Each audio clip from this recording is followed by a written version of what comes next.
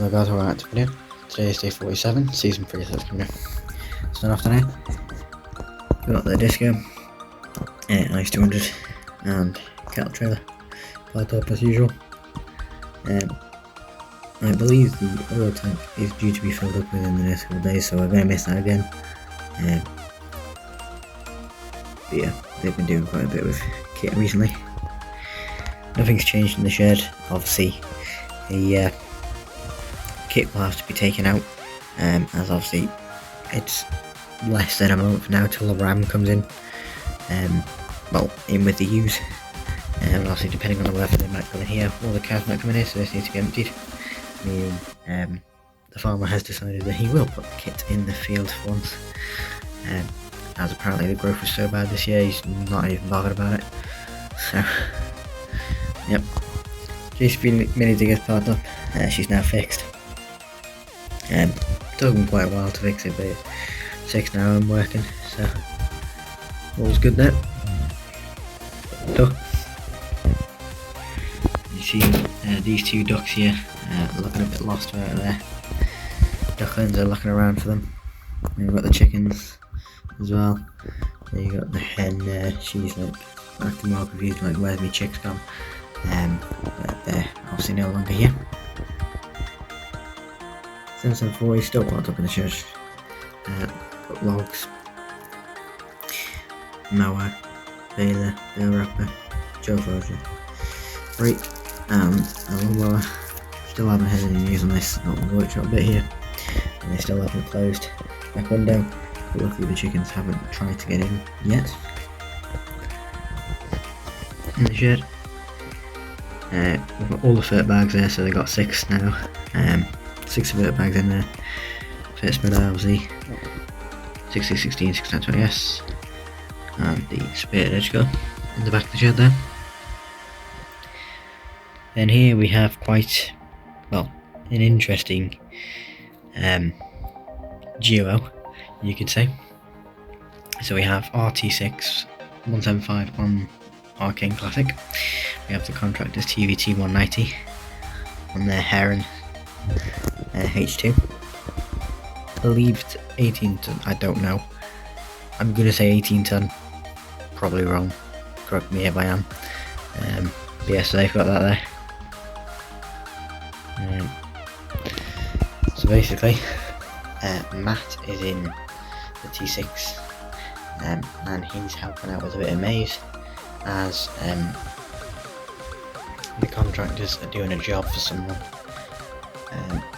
hence why they're helping out, but they needed an extra tractor and trailer, so they've got their tractor and trailer,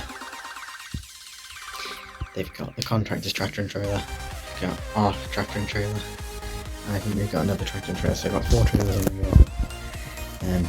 But they want to get it done quick, because there's a bunch of rain coming, and those fields are quite known for getting quite muddy and tractors getting stuck in it, so they want to get it done as quickly as they can, so no one gets stuck and they don't have to worry about tearing anyone out. They do have a tractor as backup, and obviously if we needed, we could help, and if the contractors say 6 to 10 or something, would probably be big enough to pull someone out, then obviously it's available, I imagine. So yeah, so he's here. He's just come into the yard just to show Matt where the field is. So Matt's ready, so they're about to head off now. Yeah, so the maize craze is on before the weather comes in. As last year, I think they got 2 tractors stuck within a 3-hour period, and it took a while for them to get out. One of them got stuck, and I got unstuck within say 10 minutes. Another one got stuck, which had a full load in it, where the other one didn't, it was empty. And it was into the night by the time they'd got it out. They had to get a digger in, a tractor to pull it, and a digger to move the mud around it in wire.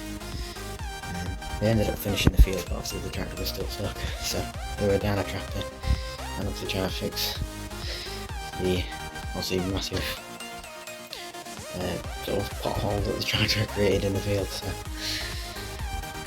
Yeah, but very nice setup, and I can't stop looking at the contract he's tractor. It's very nice, but it's also rare. Yeah, very nice. Not something you see every day. Obviously, like I said, Matt's pickup part there. Concrete has dried now, so to have my muck spread out in the bale trailer, all back in the shed now. Obviously, the muck spreader used to be in the shed, it deserved to be in the shed, it has been in the shed for a while. So, it makes sense for that to be in there as a herb stomach trailer. You can just have water sitting in it, like I said, so I'm not too fussed on that. Flatbed trailer still there, work rake, pallet forks. Got the 2 tyres chucked down the pit there, ready for the ready for when it needs to be opened, as the bigger tyres are heavier. So with the storm that came in, they thought if we put tyres on before the storm, they should stay like that, and then they should be fine. But they survived. No tyres went flying, and the sheets survived the storm, which is good. But the bales there, the farmer said he won't obviously start for the silage until he doesn't have much silage at all. So he said about December time he'd put the silage into some mixer and start using it. And obviously the bales will be not long after that. And here we have Carl's wife in the Defender, kind of crazy, but the Defender's out.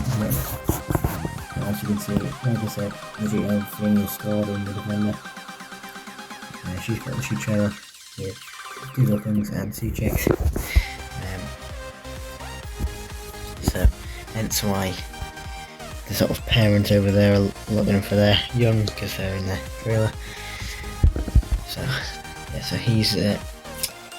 so she's moving them to the other farm, and they're basically going to sell all the chicks together and all the ducklings together, because they have some there, and the other farm will have some. Obviously they make money off of the eggs and selling the chickens, chickens, ducks, ducklings and that. And they like having a couple of ducks and a couple of chickens just to clean up the yard and that, and just sort of not having just kit in the yard. Yeah, so she's just heading off there, and obviously we'll have some new ones in the new year, in a couple of months. About March, April time probably. So yeah. And we've got T60 piled up here, potato trailers behind it, and we've got 10 in the bucket still there. And as you can see, there's a few crows knocking about. Probably looking at the chicks and ducklings, aren't they? They've grown up a bit now, so they're not really babies, but they're small. They're not obviously that size, because they're still somewhat grown, they're not a year yet, but they're old enough that they could obviously fend for themselves. So also the crows are keeping an eye on that, keeping an eye on them, because when they're little, the crows will easily go after them. And then here we have a bit of an interesting, finally something going on with the sheep. So we've got a couple of sheep in the field here, and then we basically got farmer's son on the quad with the dog, just to back up with the sheep.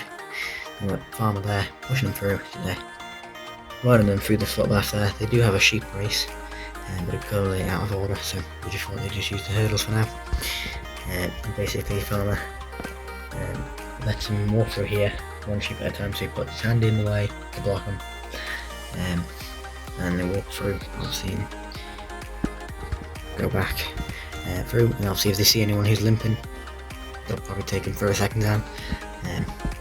But when you have them all wound up, it's a lot easier having the pen like this instead of having If the pen was more of a sort of narrow corridor, it's a bit harder to get them in because I'll push it and then I'll push the hurdles over. So you sort of create a pen-ish around them, as you can see. That one going that way and that one going that way, it sort of brings it into it. And obviously it gets tighter here, so obviously they go one by one and not try and push through. And obviously the cord and the dog are there just to back up so the dog can go around and chase anyone who tries to run off, and obviously the cord is there to gather them up basically. So yeah, it's just a foot back in the sheep there.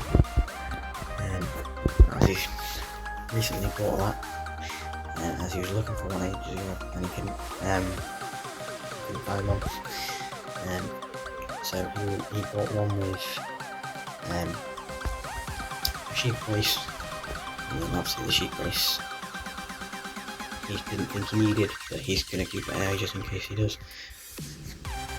And then we got cows enjoying themselves here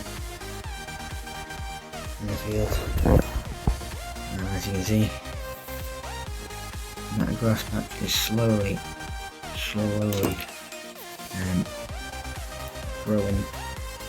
growing back somewhat quicker than this bit of grass, because it's always been weird because it's always a different colour. Yeah, and you got some pheasants here. There's one up there and there's one flying away, and it's spooked the colour of the cows there. Luckily the farmer hasn't clocked them, otherwise he'd have his gun out. So here we have the farmer in his Goose PMO 195, again with his Cavern and sea drill, heading away from town, so he's probably gone to the petrol station or something. Maybe gone to the spa, maybe gone to Chippy, I don't know. But he's gone to head back to his farm there. Or maybe a field, one of the two. And then he's heading that way, absolutely roaring with a straight pipe. So here we have the New Holland FR 850 Old Harvester with the maize header. This is the farmer who's the contractors are carting for, and Matt is. Obviously because the farmer and farmers are busy. So this is the harvester moving to the next field. So he's just somehow managed to squeeze past the Gremlin there. Somehow they didn't knock over the debris sign there. So yeah, I think this is the biggest, if not one of the biggest, of harvesters in the area. Because obviously we know the John Deere, which is the contractors, and then this one. Although we do have a trail forager from another farm, and obviously we have the one at the farm. So there's a couple harvesters and a couple trail foragers. Obviously the farmer has one as well. So yeah. So if you enjoyed this video guys, don't forget to like, comment and subscribe, and bye.